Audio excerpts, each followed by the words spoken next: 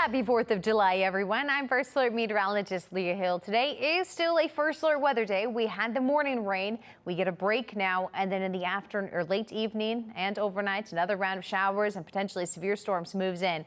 It's humid. The hottest temperatures found to the south, where they'll be in the 90s. St. Louis reaching 88 degrees. A heat advisory for just 2 counties down to the south, and that's in effect until 9 p.m. For your 4th of July forecast, 83 degrees at 2 o'clock. Mostly cloudy skies through 6 p.m. where we hit 85. And then tonight around firework time, I expect many of us to have our shows. However, do watch for that storm chance. An isolated few could have some showers and thunderstorms around that time. We get a break for the most part of the activity during the afternoon. The dry time breaks in the cloud cover, gives us enough time for storm fuel to develop. So we'll see some showers and thunderstorms as early as 8 p.m.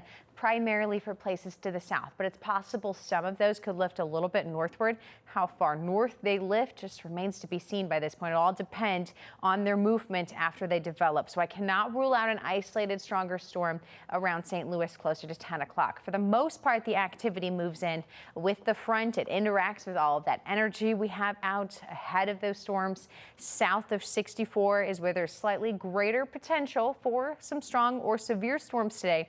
Everybody else just sees rain. That risk carries over overnight until about 3 a.m. tomorrow morning. I expect those storms to finally exit all of our counties out in Illinois. Once the front passes, we are severe clear.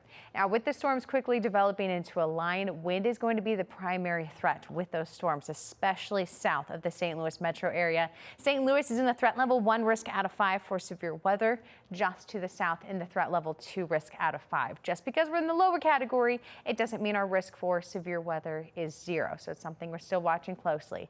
Again, I do think many will be able to get there for their fireworks in without any problems.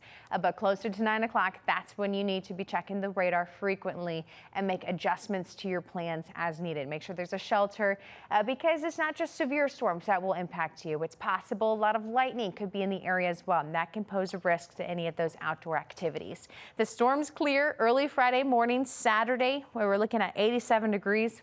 Under mostly sunny skies, back in the 90s by Sunday. And then keep an eye on next week, Monday, Tuesday, Wednesday, as I'm tracking more opportunities for rain and storms. Have a safe and happy 4th of July.